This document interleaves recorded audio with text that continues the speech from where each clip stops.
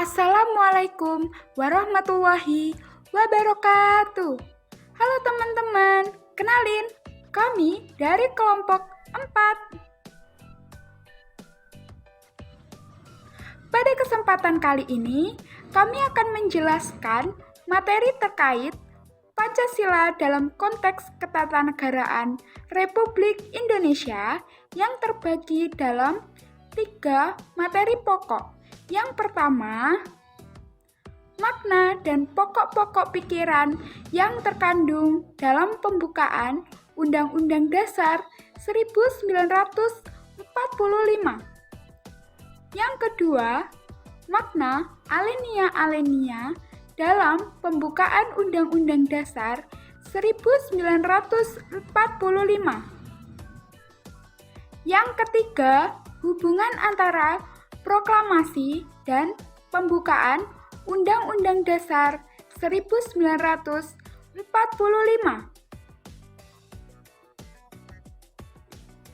Selanjutnya, kita masuk pada materi pokok yang pertama, yakni makna dan pokok-pokok pikiran yang terkandung dalam pembukaan Undang-Undang Dasar 1945.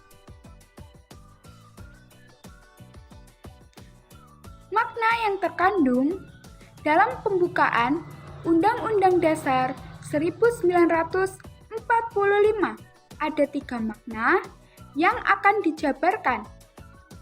Yang pertama, merupakan sumber motivasi dan perjuangan serta tekad bangsa Indonesia untuk mencapai tujuan nasional.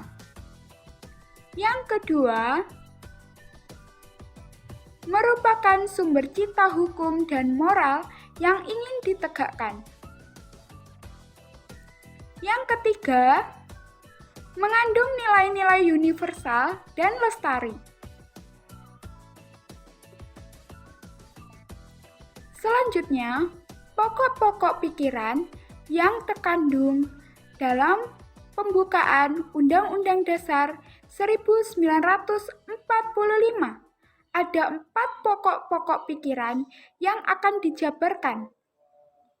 Yang pertama, ada pokok pikiran persatuan yang berbunyi negara melindungi segenap bangsa Indonesia dan seluruh tumpah darah Indonesia dengan berdasar atas persatuan. Pokok pikiran itu menyatakan negara siap melindungi bangsa serta seluruh wilayah Indonesia dari paham-paham individualistik ataupun golongan, serta memancarkan sila ketiga pada Pancasila. Pokok pikiran yang kedua adalah pokok pikiran keadilan sosial yang berbunyi negara ingin mewujudkan keadilan sosial bagi seluruh rakyat Indonesia. Hal tersebut memancarkan sila kelima Pancasila yang dimaksudkan supaya masyarakat memiliki pengertian dan kesadaran akan hak-hak dan kewajiban yang dimiliki oleh setiap individu. Pokok pikiran yang ketiga adalah pokok pikiran kedaulatan rakyat. Sebagai negara yang menerapkan sistem demokrasi dan musyawarah mufakat, maka diharapkan kedaulatan rakyat dan permusyawaratan atau perwakilan dapat berjalan dengan lancar sesuai dengan kaidah kedaulatan rakyat, yaitu kedaulatan dipegang oleh rakyat dan dilaksanakan menurut undang-undang, serta memancarkan sila keempat Pancasila yang terfokus pada kedaulatan rakyat. Pokok pikiran yang keempat adalah pokok pikiran ketuhanan dan kemanusiaan yang berbunyi negara berdasarkan atas ketuhanan yang Maha Esa. Menurut dasar kemanusiaan yang adil dan beradab, secara tersirat, pokok pikiran ini menegaskan kepada pemerintah dan perangkat hukum lainnya untuk tetap menegakkan budi pekerti, kemanusiaan yang baik dan ketakwaan terhadap Tuhan, serta memancarkan sila pertama sekaligus sila kedua dari Pancasila. Selanjutnya, materi yang kedua adalah makna alinea-alinea dalam pembukaan Undang-Undang Dasar 1945.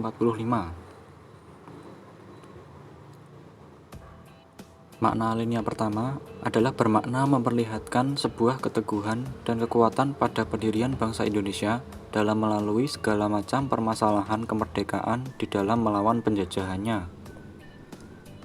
Alinea kedua bermakna bahwa kemerdekaan yang dicapai oleh bangsa Indonesia merupakan hasil perjuangan melawan pergerakan penjajah. Selain itu, kemerdekaan bukanlah akhir dari perjuangan, tetapi harus diisi dengan mewujudkan negara Indonesia yang merdeka, bersatu, berdaulat, adil, dan makmur.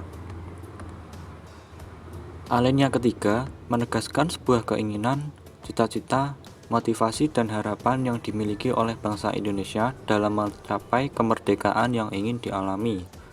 Selain itu, juga mempercayai bahwa apa yang dilakukan oleh bangsa Indonesia juga telah diberkati oleh Allah Subhanahu wa Ta'ala.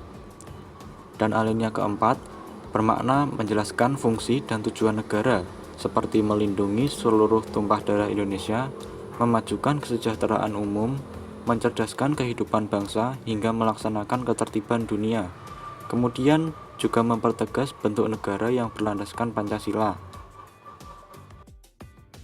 Materi yang ketiga adalah hubungan antara proklamasi dengan pembukaan Undang-Undang Dasar 1945.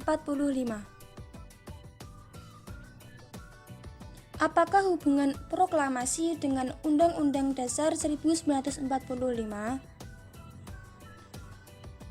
Proklamasi Kemerdekaan Republik Indonesia erat hubungannya dengan pembukaan Undang-Undang Dasar 1945, terutama dalam konteks sejarah Indonesia. Apa pengertian dari proklamasi dan pembukaan Undang-Undang Dasar 1945?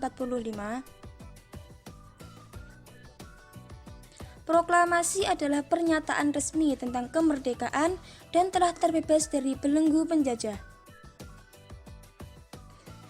Sedangkan pembukaan Undang-Undang Dasar 1945 adalah pernyataan atas kemerdekaan Indonesia yang mengandung cita-cita luhur dari proklamasi kemerdekaan. Beberapa hubungan antara proklamasi kemerdekaan dengan pembukaan Undang-Undang Dasar 1945. Yang pertama adalah penetapan dan pengesahan Undang-Undang Dasar 1945 merupakan tindak lanjut dari proklamasi kemerdekaan. Yang kedua, pembukaan Undang-Undang Dasar 1945 menjelaskan mengenai kemerdekaan sebagai hak setiap bangsa serta penjajahan sebagai hal yang harus dihapuskan karena bertentangan dengan peri kemanusiaan dan peri keadilan. Yang ketiga, pembukaan Undang-Undang Dasar 1945 memberi penjelasan mengenai kemerdekaan sebagai hal yang akan diwujudkan dalam negara Indonesia yang bersatu, berdaulat, adil, dan makmur. Yang keempat, pembukaan Undang-Undang Dasar 1945 menegaskan mengenai kemerdekaan bangsa Indonesia sebagai karunia Tuhan Yang Maha Esa. Yang kelima, pembukaan Undang-Undang Dasar 1945 menegaskan mengenai kemerdekaan bangsa Indonesia yang dilandasi dan didorong oleh keinginan luhur untuk hidup bebas, atau sering disebut dengan merdeka.